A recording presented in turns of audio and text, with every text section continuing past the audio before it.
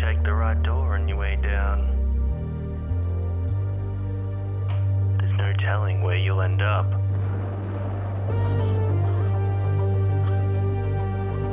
Can you make it through? To the night's end. I'll see you soon.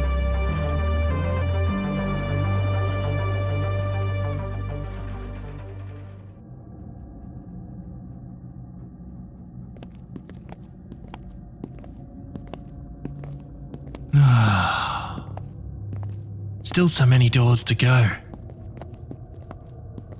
Why don't we have a break? Sit on these chairs over here, just for a little while. That's better. While we wait, why don't I tell you a story? Relax. Photo finish. Written by Tommy Ellis. Narrated by James Barnett.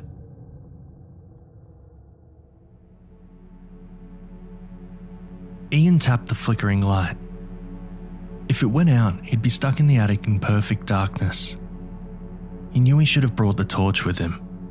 Still, it was too late now. He'd just have to make his way back through the piles of tat that the previous owners had left without putting a foot through the plasterboard. The cobwebbed filament bulb went out, came back on, and proceeded to tap out meaningless Morse code. He had to get out before he lost not only light, but any sense of balance and direction. If he'd bothered to open the damned hatch after it slammed shut behind him, he wouldn't be in this situation, would he? The light flashed twice before settling into a steady but dull glow. Good. He wasn't going to land in the main bedroom in a shower of dust and plaster after all. Passing the mouse-chewed Monopoly board with the Vietnamese hat perched on it, he paused. He hadn't seen them on the way in, but a yellowed newspaper with a grim headline sat next to a dust-choked aerial photograph of the house. Before the ancient electrics gave up completely, he lifted them from their resting place and made straight for the exit. The newspaper headline, dated July 1967, read, "Local farmer dies in collision with lorry." He scanned the print. The poor guy had lived in this very house and had overshot the end of the lane with fatal consequences. Ian put the paper to one side. He bought the farmhouse as a doer-upper, and as he wiped decades of crud from the photo's glass, he got a clear idea of what it could be again, if he put in the work. The flaking facade and rotten windows here in the 21st century almost glowed in the afternoon sun of the late 60s. The garden, which was a mix of vegetables and roses, was spectacular. If he wanted to bring it back, he had some serious work to do. In which case, he better get on with it. Hanging the print on the empty hook by the front door, he was about to head for the tool shed when a detail he could have sworn wasn't there earlier pulled him up short.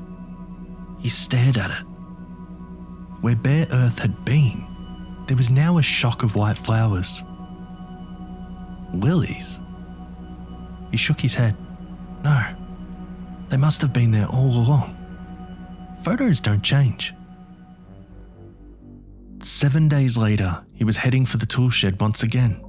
Spirit level, glue gun, tenon saw, and set square were the only things on his mind. Until he saw the lilies. All thoughts of DIY fled before the impossible flowers. The garden was a major task reserved for the following year. Buried under brambles and ground elder, it hadn't seen a hoe in a decade. He knelt to get a closer look. Spearing a deep compost bed, half a dozen white trumpets wafted their funereal scent across the weed-infested wasteland. He hadn't planted them though. He hadn't manured them either. So where the hell had they come from? If someone was winding him up, why plant something? What would be the point? The Lily incident, as he liked to call it, faded in an avalanche of cementing, plumbing, and roofing. It was a drizzly Wednesday morning when he noticed the next change. Outside the stone cowshed, at the bottom of the yard, was a slate block that hadn't been in the picture before. He hadn't paid it any attention for a week. So was he absolutely certain? He squinted up at it. Sunlight glinted from the polished oblong stone. No. It was analog. Not some photoshoppable digital offering. It couldn't be manipulated. He glanced out the window. The drizzle was now a full-scale downpour, attacking the patio with such force it bounced several inches into the air upon impact. He wasn't going down to the cowshed in that. Besides, he had more important things to worry about. A stone slab that wasn't there 7 days ago? Well, that was nothing more than his inattention. It had been there all along. It must have. The renovation swallowed his time once more, so when he did go down to the cowshed in search of roofing slates 5 days later, the smooth blue slate gravestone stole all coherent thought. If it had been there all along, it would have been seriously weathered, not pristine. Someone had to have been playing tricks on him. It was one thing planting flowers, but surely he would have noticed someone lugging that massive lump. Had he done it himself? Maybe he'd found it in one of the outbuildings. There was still an enormous pile of stuff to be sorted. It had been a hectic couple of months, what with the chimney leaking smoke into the lounge and the immersion tank leaking water into the kitchen. He had taken to downing a couple of fingers of scotch every night. So had that wiped parts of his short-term memory? A couple of fingers was not a couple of bottles though. Early onset Alzheimer's? He didn't think so. Something wasn't right though. It had all started with the damn picture. Changes that led to changes in the real world. The thing was though, he couldn't be entirely sure if the photographic changes actually occurred. There was only one way to find out. Lining up his phone, he snapped once, twice, 3 times. Just to be on the safe side, he dug out his old digital camera and taken 4 more. If the bloody picture changed again, he'd have a record of the original. If the changes showed up digitally, that meant what? A brain tumour? He wasn't sure what was more disturbing, a medical meltdown or a poltergeist. Instead of morning coffee, plain toast, overalls and straight to work, his routine now revolved around the picture. Perched on the step stool, he scanned it from left to right and top to bottom, whilst comparing it to its digital counterpart.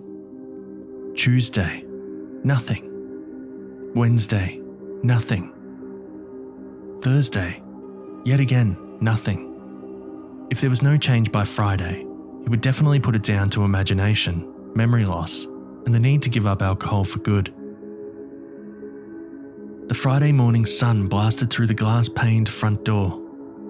Standing in his usual position on the stool, he stared at the picture. Then he stared at his phone. He didn't need to see a doctor. Floodlit by dawn light were stonemason's tools, an old wooden spade, and something that slicked his palms, spun his head and shortened his breath to wheezing gasps. Yes, it was in the photo. And no, it wasn't on either his phone or camera. The change was real. It had happened. The headstone now stood where the potato plants had been only yesterday. Stumbling to the kitchen, he pulled the bottle from the cupboard. The neck clinked against the glass as he attempted to both control his trembling and pour a large scotch. He didn't need a doctor. Oh, no. He needed an exorcist. Staring down into the peaty golden liquid, he tried to pull his thoughts back from the hysterical brink. When a change occurred in the picture, it took how long to manifest? A week? That was how long the lilies had taken. Hadn't the headstone's initial appearance taken 4 days? If it had, that meant whatever this was speeding up. That meant the gravestone should move to its final position in about 2, maybe 3 days. He downed the whiskey, flinched at the burn. He was the only one here. So who else could the tombstone be meant for? Saturday dawned with a brightness that speared Ian's head as the sun lasered between the curtains. Work had ceased, but drinking hadn't. He peeled himself, fully clothed, from the crumpled bed, hoping against hope, because logic certainly wasn't at this party. He shuffled to the stairs and made his unsteady way down towards the front door. There was the picture, and there was not only the gravestone, but the actual dug grave. Of course it was. Did he really think it wouldn't be? The changes were accelerating. If he went outside, would he see his own name carved into the slate? The wooden shovel stuck out of the pile of dark red earth. The dug garden aroma mingled with that smell you get after a summer shower. And as Ian stepped towards the hole, feet crunching on the gravelly dirt, he prayed to a god he didn't believe in to save him from this living nightmare. He looked at the headstone. There were the stonemason's tools. There was a name. There was a date. Actually, there were 2 dates. His date of birth and that day's date. He purposefully avoided reading the name, holding off as long as possible, trying to delay what he knew was coming. It was, of course, impossible. Ask someone not to look at something, and that's the thing they want to view more than anything in the world. Just because his name was there, though, didn't mean he was going to die. No. He had a heads up. If he was going to die, then the picture would show it, in advance. Just look at the pretty picture, and don't do what it tells you. Simple. So what did it show? The weather back in the 60s had turned. No longer sunshiny and bright, heavy clouds raced before a hard wind that bowed the trees. The 21st century sun blinked out, turning the hallway to a shadowy gloom. The gap between then and now had become almost instant. Almost. That meant he still had a few moments' warning. The wind already sung in the chimneys with a deep, mournful note. Glancing at the photo, he grabbed his raincoat from the hook. Rain sheeted from one side of the picture frame to the other. If he had to go outside, he needed to be ready. The first drop shotgunned the windows, right on cue. The flash from the picture lit up the darkened room, and he watched as lightning ripped into one of the Scots pines behind the house. The tree swayed metronomically as flames ate the trunk, fanned by the rising gale. With each pendulum swing, the top-heavy pines swung out that bit further. It was coming down, and when it did, the house wouldn't stand a chance. Bloody hell! That was how he was meant to die. He pulled the photo from the wall, just as the sky lit up outside with a heaven-splitting bang, and the picture tree tore through the slates. No, he wasn't dying today. Flinging open the front door, he hurtled down the dirt track, past the cowshed. The rain had now notched up to storm level as the wind sandblasted him with stinging rain. He jumped into his car and slung the picture onto the passenger seat. He had to get as far from the house as possible, away from whatever was messing with him. He glanced in the rear view. All his hard work was instantly undone as the tree destroyed the roof with a splintering bang, throwing shattered slates high into the air and blowing out the windows. The goddamn thing must have taken out the upstairs flooring and landed in the living room.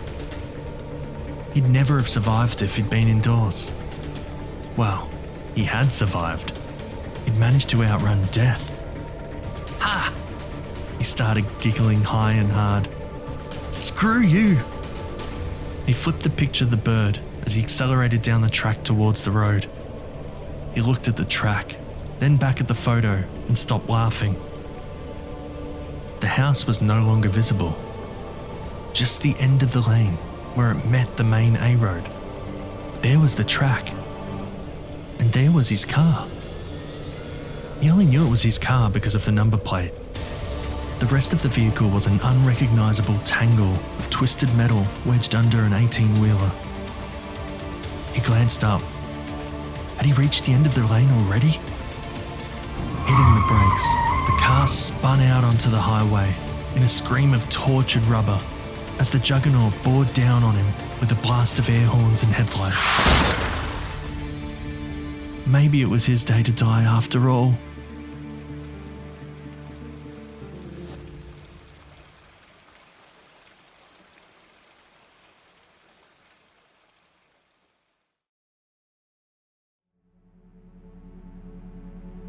Susie, come and have a look at this.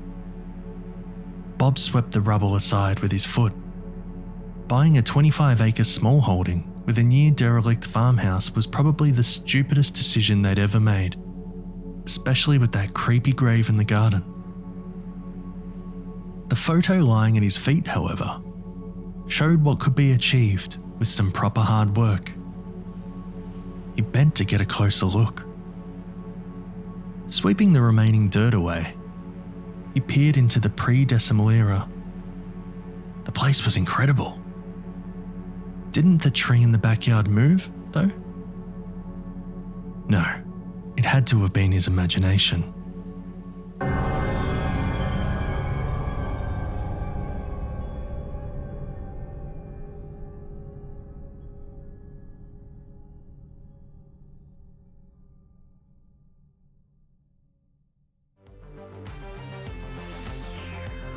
You've been listening to the Night's End podcast, which is a production of Dissonance Media.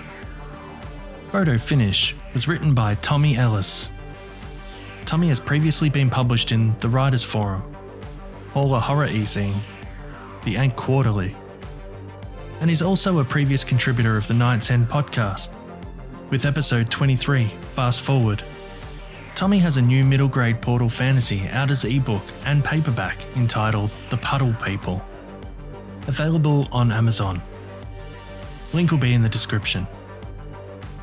Narration was done by James Barnett.